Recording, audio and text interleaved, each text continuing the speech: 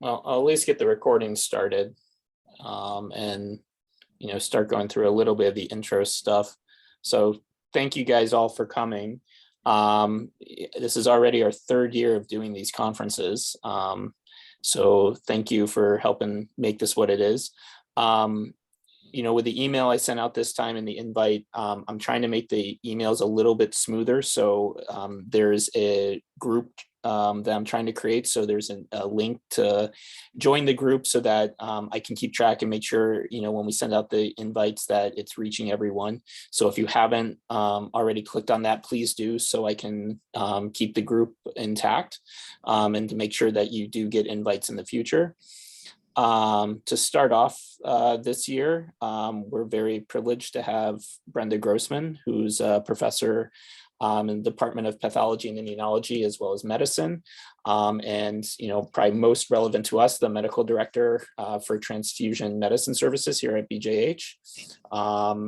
She's, I know, very big in the transfusion world. I've heard her on podcasts. I've heard her on Blood Bank Guy in the past. So I know she's done a lot for this, and we're very fortunate for having her come and talk to us. And so with that, Dr. Grossman, the floor is yours. Thank you very much for giving me this opportunity, and I'm very impressed to know who the Blood Bank Guy is. So I'm going to be talking to you today about transfusion safety, and specifically aim it or hone down to transfusions in urgent situations. I have no conflicts to disclose. And so by the end of this talk, I hope you can describe the methods that are used to enhance blood safety, understand the risk associated with blood transfusion in normal circumstances, and then understand the additional risks that are associated with emergency release uncross-matched blood. The outline of my talk, I'm going to give you some background on transfusion safety, including some history, and risk associated with all transfusions, and then the additional risk associated with urgent transfusions, that is uncross-matched blood. So why do we even care about blood transfusion safety? It's been said that transfusion is one of the most common procedures performed in the hospital, and up to 10 to 15% of all hospitalizations have a transfusion involved. We transfuse about 12 million red cells annually in the United States. And in the graph over on the right, you can see in the green line the number of units transfused. And luckily and happily, our patient blood management attention has brought this down to close to 11,000, and even a little bit lower at 10,000, I think, is where we are right now. And in order to bring this blood to you, it takes about 35,000 units of blood being collected per day. So just to give you some history of blood transfusions, the first human transfusion was not between human and human, but between human and lamb. And this was a 15-year-old boy who had fever and was being bled to get rid of the fever, and became pale. And so they decided to give him blood from a lamb. And remarkably, he got better. This physician tried multiple other patients using lamb blood, and they didn't do so well. So after this, blood transfusion did not appear in the literature until another 200 years, when James Blundell, who was a obstetrician who was concerned about all the women who were dying of postpartum hemorrhage, came up with a contraption which started with a syringe tubing connected to a funnel, and then put another syringe in the donor, and the blood was dripped from the donor into the funnel down into the patient. His first two patients actually did okay. But after that, once again, there were several deaths. And so again, the enthusiasm for transfusions dwindled. Modern day transfusion required several different inventions or things to happen before we were able to transfuse with ease. And the first being Landsteiner developing the ABO groups, or discovering the ABO groups in 1900. And then that allowed us to match patients with their ABO groups. The first transfusions were done with end-to-end anastomoses to transfuse blood from one person to another. Obviously, that was not sustainable or practical. And it wasn't until it was recognized that citrate anticoagulation would allow blood to be stored ex vivo that we could even consider modern day transfusion. Again, with this ex vivo storage, it was also important to realize that red cells could survive in the refrigerator because that would cut down on bacterial contamination. And once citrate, ACD, or acid citrate dextro, was developed and optimized, we were able to store whole blood for up to 3 weeks. And then the last two things that had to happen was, prior to 1950, all whole blood was collected in glass jars, and they were very difficult to move around. And so it made it impractical to move blood across the battlefield and across the nation. In 1950, the plastic bags that we use today were developed. And this is a picture over here of the packaging of the plastic bags to keep them sterile. And this was the beginning of being able to transport blood around, and the beginnings of component therapy, which from your point of view may be good or bad. Last thing that needed to happen was to build a national blood donation network, which developed first by Congress chartering the Red Cross to build this after World War II. So with that, let's start talking about blood safety. The initial blood safety issue was product availability, actually having product there so that you could use it. And it wasn't until the 1980s when it was obvious that the virus, or the substance at that point, because nobody knew what it was, that caused AIDS could be transmitted by blood.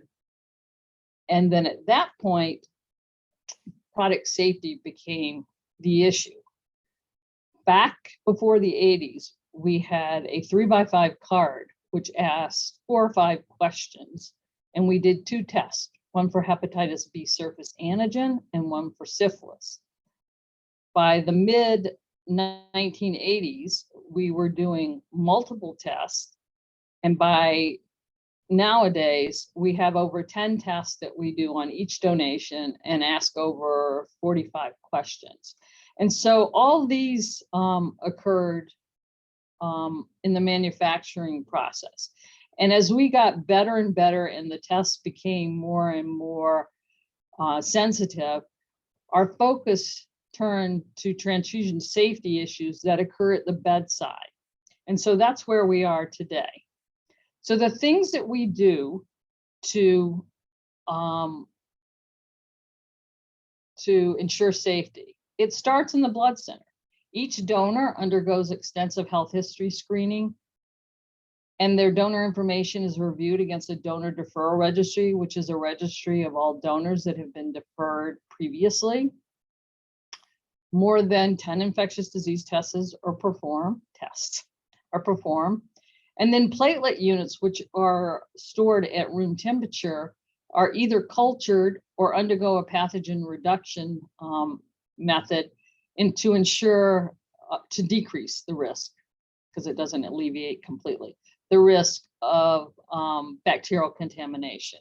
And lastly, to decrease the incidence of TRALI, or transfusion-related lung injury, only men or never pregnant women, or women who test who are tested for HLA antibodies and found to be negative can donate plasma containing products.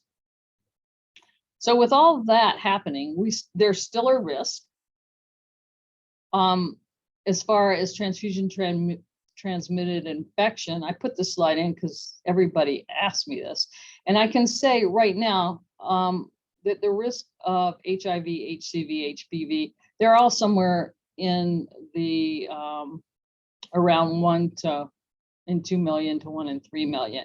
And the caveat here is these are estimates because they are mathematical modeling, which are derived from the window period, which is the time period from infection until the test is detectable, and the number of first-time donors that come in that test positive. So these are really just estimates.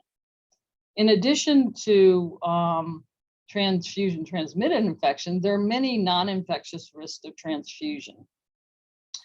And in the United States, we really don't have a robust hemovigilance system, but we do have a voluntary reporting system where the AABB, which is the accrediting body for blood banks, and subsequently the CDC sends out a survey and asks for a lot of data on collections and utilization and transfusion. And they also look at risk.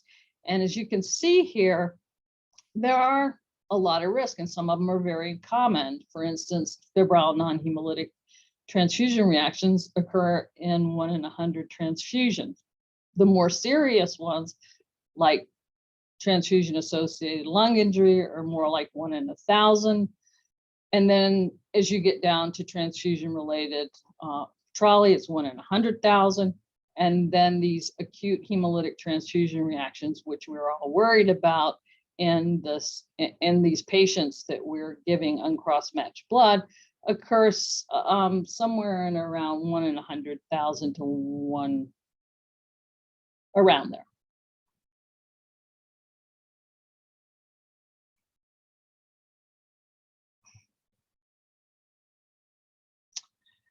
The last place where we can get data from is all blood banks and blood centers are required to report to the FDA transfusion fatalities. And again, this is not voluntary, but it requires someone to recognize that the transfusion was, that the death was related to transfusion and report it.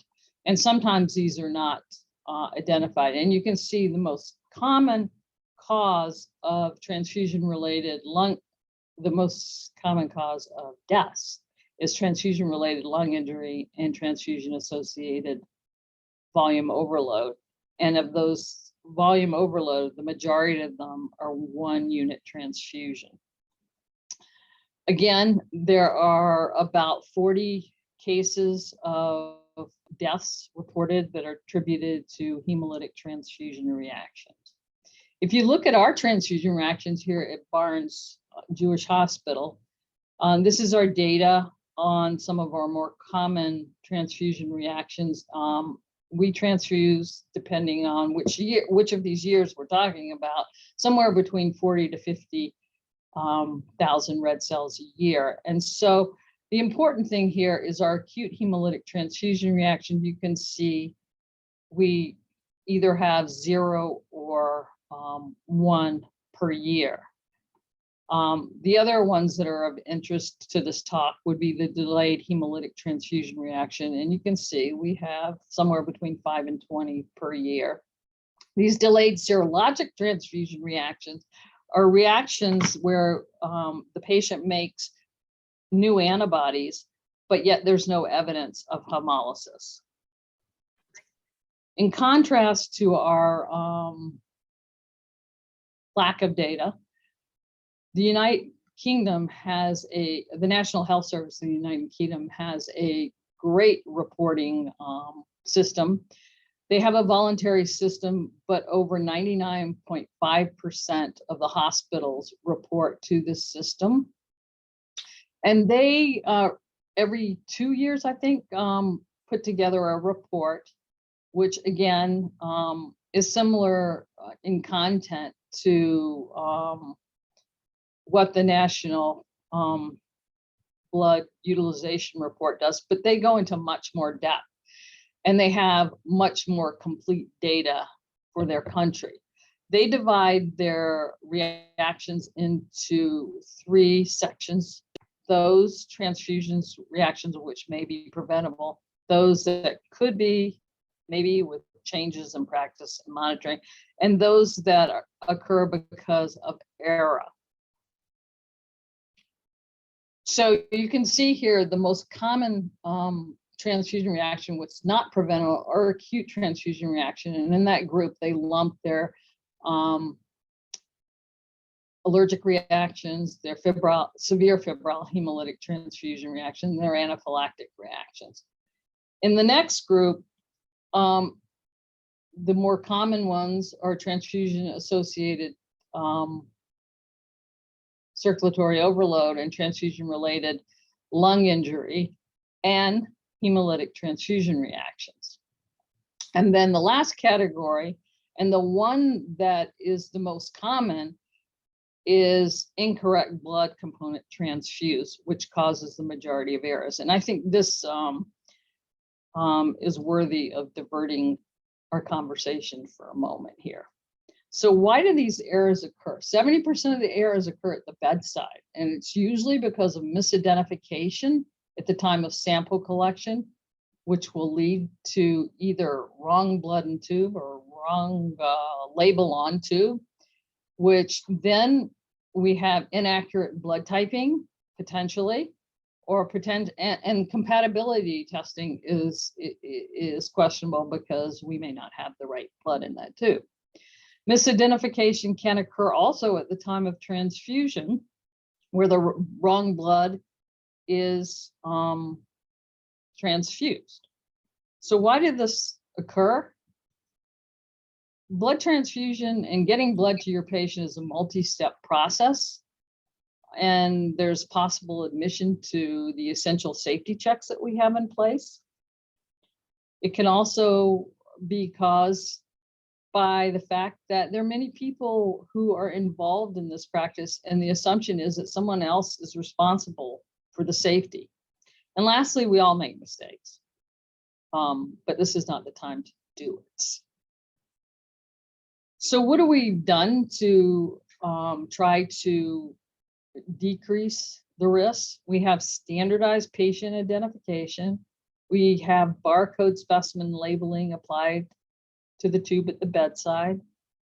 We have 2 independently drawn ABO types and result before we give a type-specific component. We have standardized blood transfusion processes, and we standardize patient identification at the time of transfusion by either using an automated system plus 1 person or 2 persons in the absence of an automated system. So assuming we get the right blood to your patient, we do our transfusion testing. And so the first thing we do is a type and screen, which in itself, once we get the tube, may take somewhere between 45 to 60 minutes. And we can have 1 or 2 results. In the best possible scenario, we have a negative result. And we'll do a historical check, which means we go back in the history of this patient and see if they've ever had a positive antibody screen in the past. If they have not, then we go on and do an electronic cross match. And what I mean by that is we basically have 2 ABO types on the patient. By the time the blood gets into our inventory, it has had 2 ABO types on it. And so we just allow the computer to choose the unit of blood for that patient. So the first time that that patient with a negative screen that has a negative history, the first time that donor blood touches the patient is in the patient, because the cross match is really to ensure in a negative screen that the blood is ABO compatible with the patient. And that's why that check sample is so important. we can't do an electronic cross match without that. If it's positive, then we go on to do a serologic cross match, which again adds another 45 to 60 minutes to it. If the original was positive, then we still do our historical check, but now we have to identify this antibody. And again, that can take somewhere between 60 minutes to all day to the next day if it's something really weird. Then once we've identified that, we have to find antigen negative blood and type that blood. That takes a lot of time, and that's time that you obviously don't have. So we go back to the shot data. They recognized that delays in blood was a problem. And so they started collecting data in 2011 on the number of adverse events that occurred that were attributed to delays in blood. And you can see over the years, this is increasing not exponentially, but it's increasing a lot. And this was alarming to them. Now, some of this is probably because of increased awareness, and some of it is because of better computer systems that keep track of things better. But it is concerning to see that many adverse reactions. And in the red bars are the deaths that were attributed to delays in transfusion medicine. So the people at the National Health Service were so concerned about this that they developed a campaign to address this. And this is all throughout their marketing materials, which obviously are things that you already know, such as delays in transfusion cost life, and every minute counts. So what do we do when blood is needed in urgent situations? Obviously, you're all aware of the massive transfusion protocol, which we have here. And I think all of us would agree that massive transfusion protocols have saved lives. I don't want to debate the particulars about massive transfusion protocols, because I think in the end, we all agree they work. The other way to get emergency or urgent blood is emergency release. And I've actually been really surprised at how many people don't realize that this is an option when all you need is urgent red cells, or you're in a situation where you can't wait for all that stuff I just described to happen. But you don't really need a massive transfusion protocol. So what are the risks in these situations? Well, it depends on where we are in our testing or workup of your patient. If we're almost done and we just haven't quite figured out what the antibody is, but we do know what we don't have there, we can probably give you some sort of estimate. Meaning the transfusion medicine team. The risk depends also on whether this patient has been transfused or pregnant or uses IV drug use. If they have not had any exposure to any foreign blood, no matter what this antibody is, it's probably not clinically significant. And lastly, risk depends on the age and gender, which we'll talk about in a little bit. And then the ultimate risk depends on what antibody we identify. So let's answer a few questions. I think I have 3 questions. The first is, what is the risk that a patient who needs blood emergently will have a history of a red cell antigen present on presentation? And so as you know, we use O cells, so we're not worried here about ABO incompatibility, but what we're worried about are all these other antigens that are on the red cell surface which may or may not be clinically significant. And what's the chance of them being there?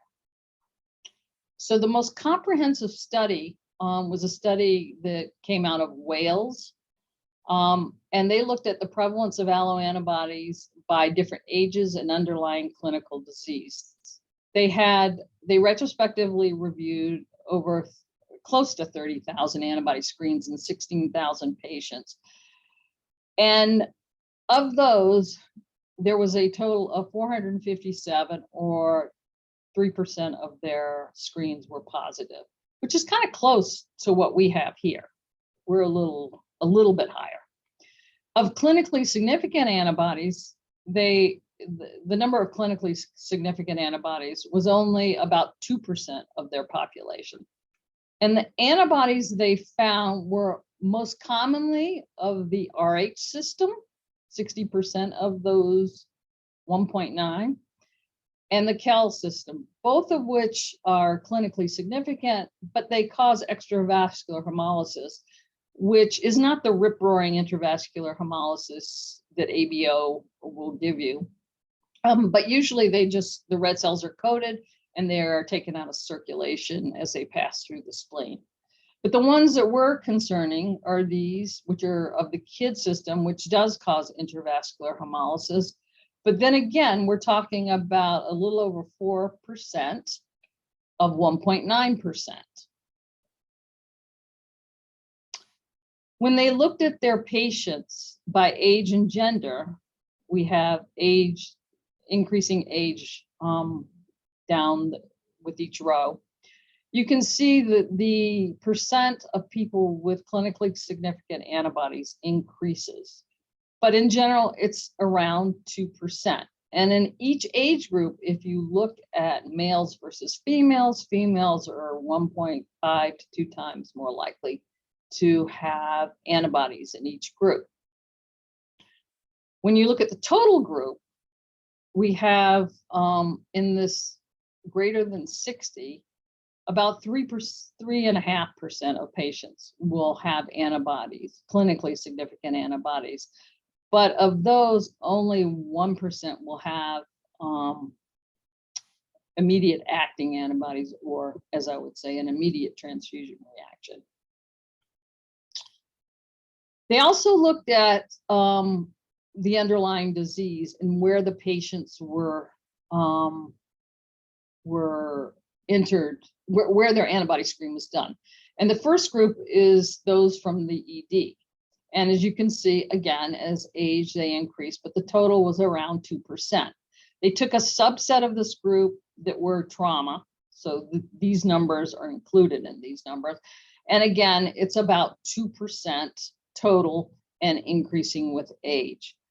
When they compared that to their hem-onc clinic, obviously the hem-onc patients were much higher, more likely to have antibodies, and that's because they're heavily transfused. And then when they compared them to this is the antenatal clinic patients, you can see there was an increased jump here around the time these women were having babies, but then their antibodies wane. And so I don't know if this is a reflection of nobody was seen in the antenatal clinic that were in these age groups, or well, there was one in each group. So the next group, the next study I want to talk about, went on to look at the risk of hemolytic transfusion reactions in emergency release blood.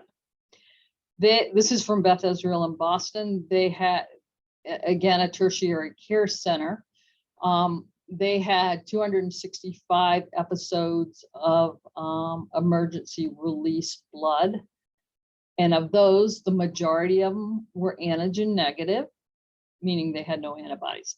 But of those that were positive, 29, 17 of them were clinically significant, which amounted to 6.4% of their of their antibody emergency release, which probably reflects the fact that a lot of these were previously transfused.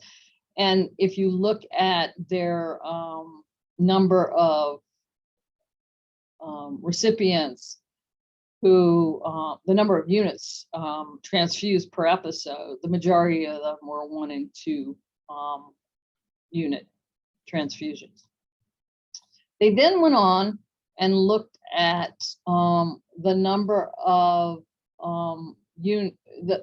looked at the patients that received compatible, and obviously the majority of the units, these are the units in the episode, were compatible, and 97% of the emergency release episode, meaning per patient, were compatible.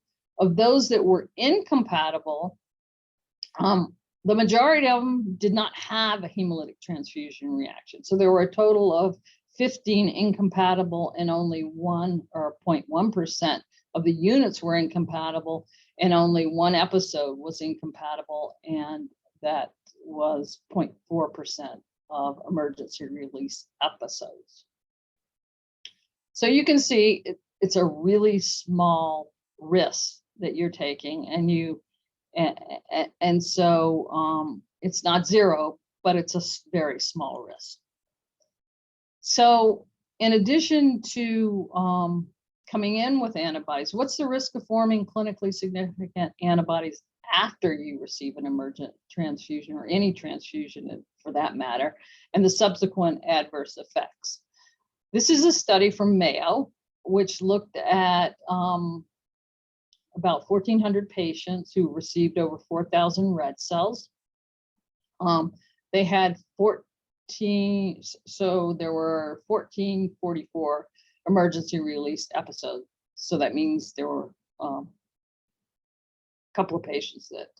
few patients that got more than 1 episode. The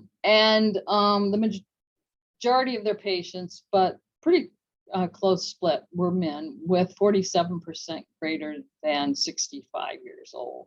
Of these, again, the majority of them had negative antibody screens. There were 43 with historically positive antibodies, and 129 that had a positive antibody screen, which was 9% of their population, which again reflects their referral population and the fact that these patients were probably transfused. Of those positive antibody screens, 12 of them were autoantibodies, which should not cause a problem except for our test and delaying blood getting to someone. So they took their patients with the negative antibody screens, and then they followed them, and then they analyzed anybody who had an antibody screen greater than 14 days. And they did that because in order to determine whether somebody makes an antibody or not, you have to give them time to make that antibody. And so that's the minimum amount of time it would take to make a primary response, although secondary or amnestic responses could occur within days. So they had 232 patients that they were able to analyze. And of those, at greater than 14 days, 210 still had negative antibody screens, but 22, or 9.5%, had positive antibody screens. And of these, 7 of them,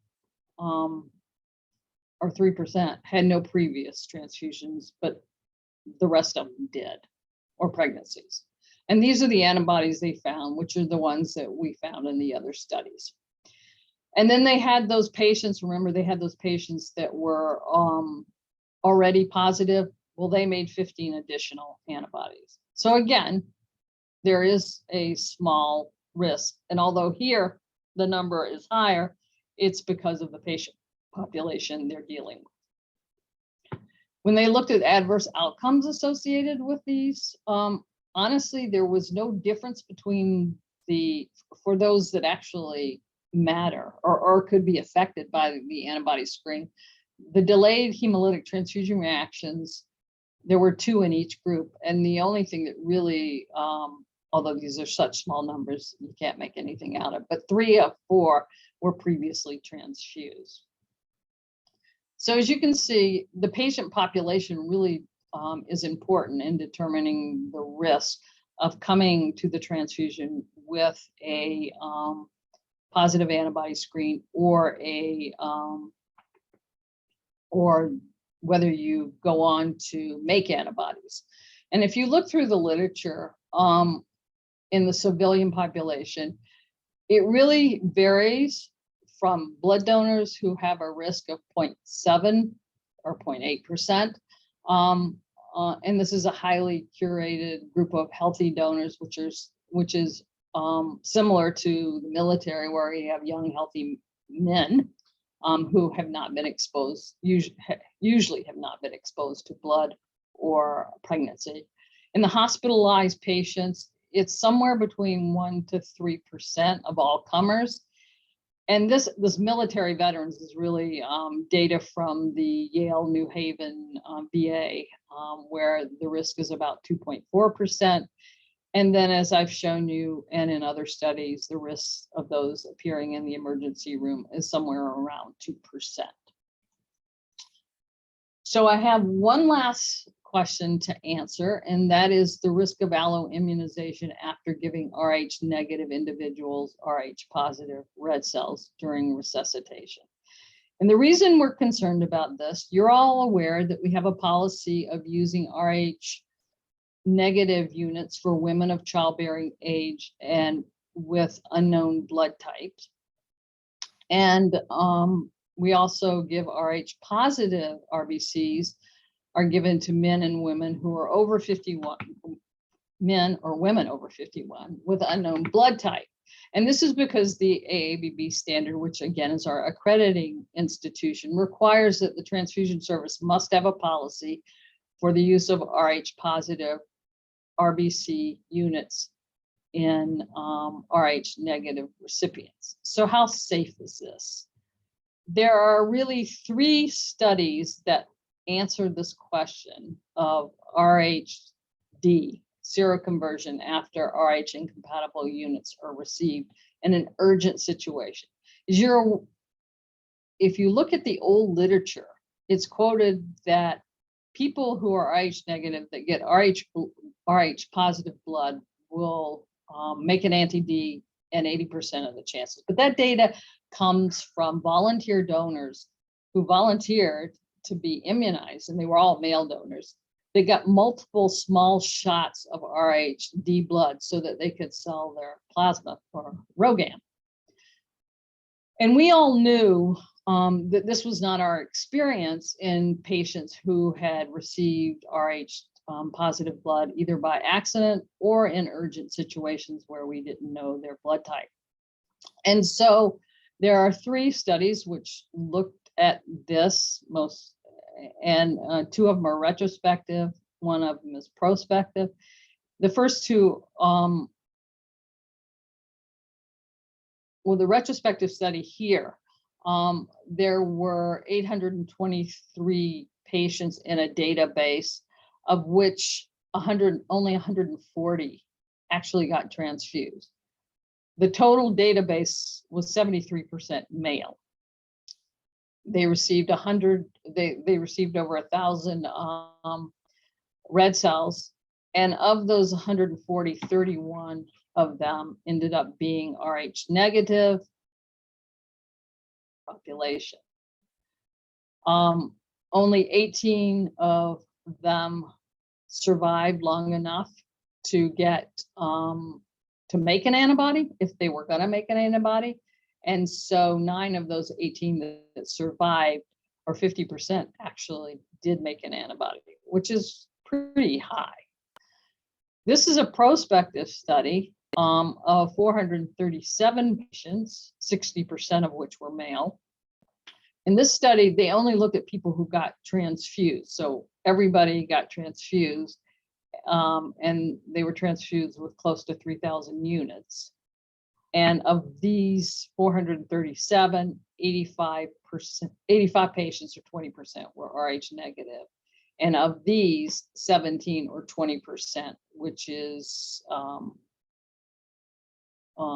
what other studies have, all smaller studies have shown, made an anti-D. And then in this last study of over 1,000 patients in their database, this was from actually University of Alabama, Birmingham. They did not give us the number of males in their cohort. Only 72 were transfused and had appropriate follow-up. And of those 72, oh, no. 72 of that, this study was kind of weird the way they presented it. 72% of their patients were Rh negative, and those were the only ones that they evaluated. So the number of transfusion, I mean, there were more in this group, but they ended up being Rh positive in the end, and so they did not analyze them. They had 72 Rh negative patients who were transfused, 600 and something units, and this was 6% of their total population, and of them, only 59 survived greater than 48 hours, and those were the ones that were analyzed, and of those, 17% made antibodies. So, of these 10 patients, 7 of them were male. So that tells me this probably fits in the 70% range too, if you extrapolate back to the whole population. So do we care about anti-D? We do, not because it causes extravascular hemolysis, but we care about it because in women of childbearing age, the anti-D cross the placenta and cause hemolytic disease of the newborn. And we think the risk from this is about 20%, which is not insignificant, especially if you're a pregnant woman. And so I think that our policy is valid and that we should continue. Although I will tell you, there is debate out there as to whether all emergency transfusions should be O-pos because of the limited number of O-negative units there are. But I think the data here shows that for now, at least I'm more comfortable with keeping Rh negative units available for women of childbearing age. Extravascular hemolysis, although it's not optimal, it's usually not life-threatening in most cases. And so to give Rh positive blood to those that would not be getting pregnant is probably acceptable in modern days. So in conclusion, I hope I've shown you that providing safe blood for transfusion is a complex problem and that it requires hypervigilance and ownership by all who are involved, that we have standardized procedures in place to mitigate the risk, and that the risk of emergency released uncross-matched blood is real, but it's small, and it must be weighed against the risk of waiting for cross-matched blood. And I say that because I don't think I have this problem with this group, but there are people out there who would rather use cross-matched blood in a setting where errors have been made. And I try to explain to them that the risk of uncross-matched blood in an urgent situation is probably okay. Now, we have different thinking when it's not urgent. And so last, I want to leave you with a final plea. Everything has become much better these days because we have an electronic attestation, but the AABB, which is our accrediting agency, requires attestation from the requesting physician that situations are sufficiently urgent to release blood before we have completed our usual testing. And this is important for us to keep our blood bank going, because this is something they always look at when they come in to audit us. In addition, I plea that as soon as your patient comes in, I know you're busy doing other things, but if you can get that check sample to us as soon as possible, you don't commit us to using O red cells for the rest of the hospitalization, because we will have to use O cells if we can't determine the ABO type of that patient because they've been completely transfused. And so with that, I'm willing to answer any questions you have. Well, thank you very much for that. I think it's a great review on something that we obviously deal with a lot in trauma. I did see a hand up from Doug Schur. It's still up. So Doug. Thanks, Brenda. One quick question, well, two quick questions. First one is, if someone gets a blood the type of screen at Christian and gets sent down here, and we of course need to do type of screen here, does the Christian one count as a second check, or will that work because they're in system? No. And the reason it won't work is because our computer systems don't talk to one another. If our blood bank computer systems talk to one another, it would. But So West County would work? What's that? So is West County, do any of our system hospitals? None of them talk to each other. But if they were West here County before- uses, what's that? But if they were here before, that would count. If they were here before, it would count. Yes. Okay. That's, I was just checking on check samples. Okay. And then is that going to be fixed, by the way, in the future, or are we going to have a system-wide one where they talk? It would help. That would require that all of the HSOs get the same computer system. And right now, Christian and MOBAP and BJ have one computer system, although they're not linked. And then the rest of them have another computer system. We have converted everybody to those systems with, I guess, the future goal of we all being on one. But at this point, they're all separate systems. We have standardized our procedures. We're moving towards that, but probably not in my lifetime. And the second one, if a woman who's pregnant who is Rh negative becomes Rh positive, in that rare instance that all happens, we do have a way of fixing that, right? If needed, is there a method? I think you mean a woman of childbearing age who's Rh negative who gets Rh positive blood. Yes. Not really, because the amount of RhoGAM you would have to give, no human could tolerate it, and it would cause massive hemolysis. We could try, and people have tried, but they've never been successful to do red cell exchanges with Rh negative units. But it only takes 0.2 cc's of Rh positive red cells to actually cause alloimmunization. And no red cell exchange is that efficient that it's going to get that last bit out. And so the real hope is that that person is the 80% that don't respond. And you know, doing a red cell exchange on someone comes with their own risk. And so we have tried one or two times in the past, and unfortunately we had no follow-up, so we have no idea whether we were successful or not. But you will find case reports of people trying unsuccessfully. Jane, your hand's up. Yes, a follow-up question to that is, have there been any studies as to how much, whether the volume of blood transfused increases the risk of your, young woman seroconverting? So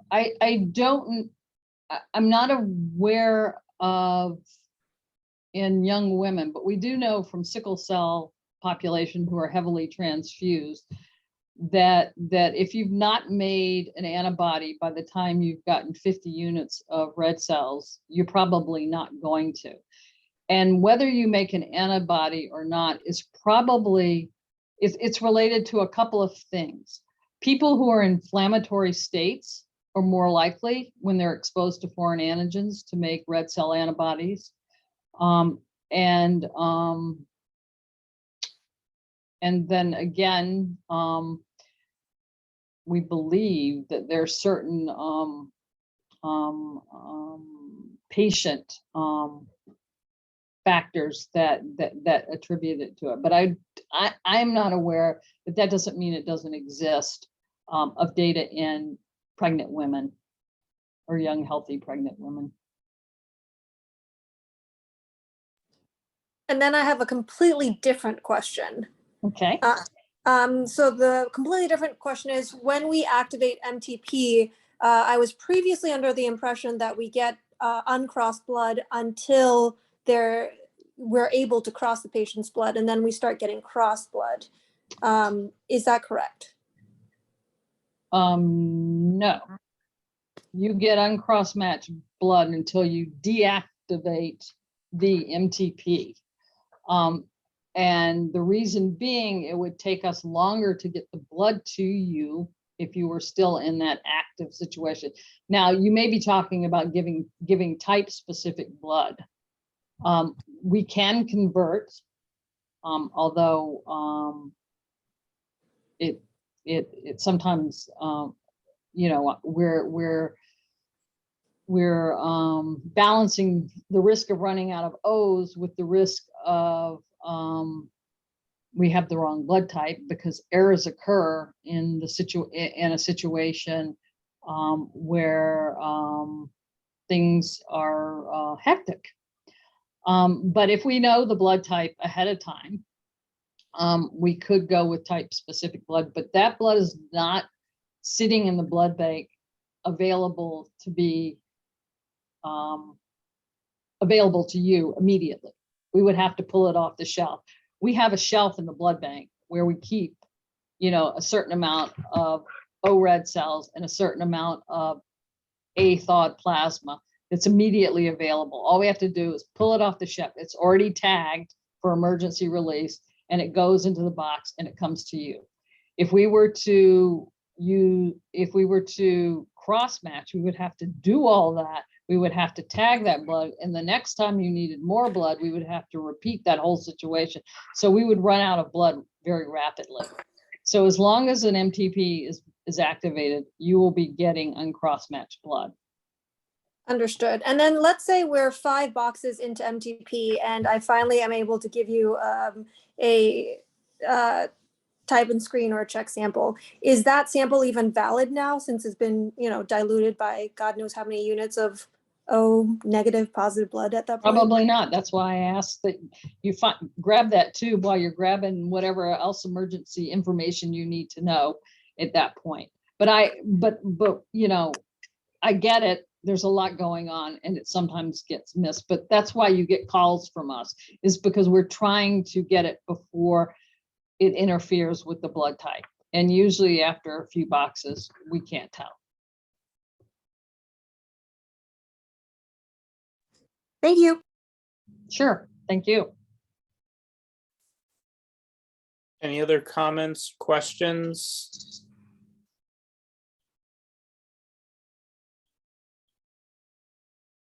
Well, thank you for giving me this opportunity. Absolutely. Thank you very much. And All hopefully right. we can do it again in the future.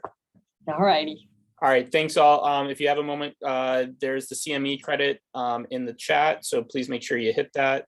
We are keeping track anyways. And please remember to hit the link on the email list so that I add you to the group, the trauma conference group. And with that, thank you. Thank you. I